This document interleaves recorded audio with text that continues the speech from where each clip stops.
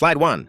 Today, we delve into the material revolution in the extreme realm of semiconductors, the lithography war in the high-NA EUV era.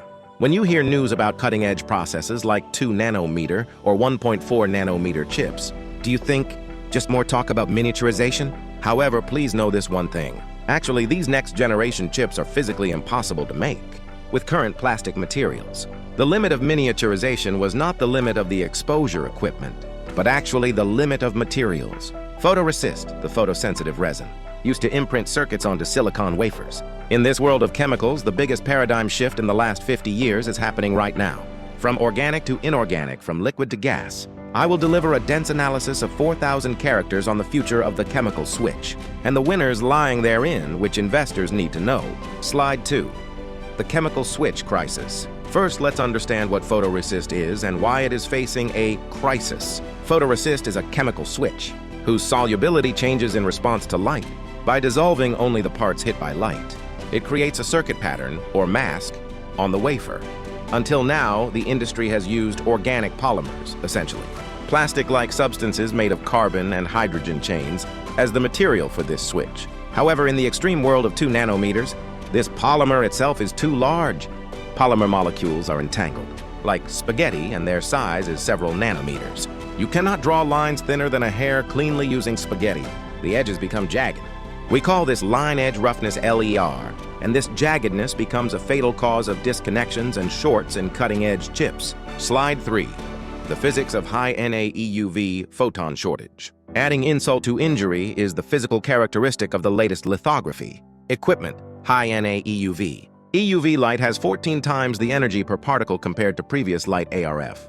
Conversely, this means that for the same amount of exposure energy, the number of light particles, photons reaching the wafer, drastically decreases to 114th. We call this photon shot noise. Because the light particles fall sparsely, probabilistic defects occur frequently, such as holes opening in places where light accidentally didn't hit, or reactions not happening. Conventional polymer resists have low sensitivity to light and cannot efficiently capture these scarce photons, blurry and unresponsive. Organic polymers have reached their physical limits. Slide 4, enter MOR, the shift to metal. Enter the protagonist of this story, metal oxide resist MOR, commonly known as MOR. This is a revolutionary technology that changes the main component of the resist, from carbon organic to metals inorganic, like tin sen or hafnium biaf. Why metal? There are 3 reasons. First is absorption rate. Metals like tin absorb EUV light intensely. They react reliably even with few photons, solving the shot. Noise problem and dramatically improving sensitivity. Second is size. MOR consists of tiny metal clusters of about 1 nanometer, not giant polymer chains. It's like drawing with fine sand instead of spaghetti. This enables smooth edges at the atomic level. Third is etch resistance. Metal oxides are extremely hard, so even if the film is made extremely thin, it can withstand being used as a mask for underlying processing. Slide 5, the pioneer JSR and Inpria. Leading the world in this MOR field is Japan's JSR. In 2021, they acquired the American MOR development startup Inpria. This was a bet on self-destructive innovation that could deny their own core product, polymer resists. However, that bet paid off. Inpria's tin-based MOR currently demonstrates the world's highest resolution and is being adopted in mass production processes for cutting edge. DRAM by companies like SK Hynix. JSR was taken private by the Japan Investment Corporation, JIC, to invest huge amounts in the mass production of this MOR, even at the expense of short-term profits. They are going all out to seize hegemony in next-generation materials. Slide 6. The Japanese fortress Toke and Shin Etsu. Of course, other Japanese players remain active. Tokyo Oka Kogyo Toki is developing hybrid materials, using not only tin but also hafnium and zirconium. Tok's strength lies in its ability to provide total solutions, including not just resists, but also peripheral materials like developers and cleaning solutions. It is particularly strong in having powerful production bases in Korea and being close to memory. Giants like Samsung and SK Hynix. And then there is the materials giant Shin Etsu Chemical. Armed with overwhelming raw material, procurement capabilities, and a financial foundation, they compete not with MOR alone, but with a combination of underlayer technology laid beneath the MOR. If the resist changes, the foundation must also change. Shin Etsu has the power to dominate the entire ecosystem. This group of Japanese companies constitutes a Japanese fortress, holding 70% to 90% of the global share. Slide 7. The disruptor Lam Research's dry resist.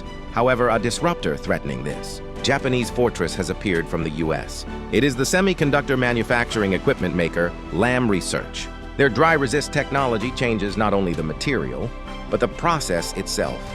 Traditional lithography used the spin coating method, dropping liquid and spinning it, but this was a wasteful method that discarded 90% of the material. Lam Research's dry resist uses CVD, chemical vapor deposition technology, to deposit only the necessary amount of material using gas in a vacuum. This allows reducing the waste of expensive materials to 15th or 110th. They are aiming for a new business model, where equipment makers also supply materials. However, they cannot make materials from scratch. They need to partner with chemical makers like JSR for the supply of precursors. But the equipment maker might take the lead in the process. A new power balance is being born here. Slide 8. Supply chain shifts. Purity is king. This change also affects the most upstream part of the supply chain. The raw materials for MOR and dry resist are not petrochemical products like acrylics, but metal precursors like tin and hafnium. What becomes important here is ultra-high purification. In semiconductor processes, unintended metal impurities are strictly prohibited. Because MOR intentionally uses metal purification technology to remove other metals, as impurities, to the level of 1/1,000,000th is required. It is, after all, Japanese chemical manufacturers who possess this advanced purification technology. Though the form may change, the material power of Japanese companies will continue to be a bottleneck choke point in this new supply chain. Slide 9. Environmental impact, new opportunities. Another perspective investors cannot overlook is environmental regulation. Conventional polymer resists often use PFAS, per, and polyfluoroalkyl substances to achieve performance. But regulations on these are being tightened, mainly in Europe. On the other hand, tin-based MOR can be designed PFAS-free. However, a new challenge arises: waste liquid treatment. Waste liquid containing heavy metals like tin cannot be discharged as is. Factories will require the introduction of dedicated, advanced recovery and treatment facilities. Here, new business opportunities arise for Japanese water treatment. Companies like Organo and Kurita Water Industries. If materials change, the infrastructure to treat them also changes. Investment opportunities are expanding into peripheral areas as well. Slide 10. Conclusion. By the atomic designers. In conclusion, the transition of resist materials from polymers to MOR, alongside the introduction of high NA, EUV is a physical inevitability and an irreversible trend. From 2026 onwards, MOR will become the standard in the cutting edge. Worlds of 2 nanometers and 1.4 nanometers. Investors, please discard the conventional wisdom of chemical manufacturers, who competed on the art of blending. From now on, the winners will be companies capable of atomic-level material design, supplying ultra-high purity precursors, and those like Lam Research that can fuse equipment and materials. Furthermore, by broadening your view to include the environmental infrastructure companies supporting them, portfolio stability will increase. Will it be JSR's head start, the comprehensive strength of TOC and Shin-Etsu, or the disruptive entry of Lam Research? Please pay close attention to this material revolution, happening at the forefront of miniaturization.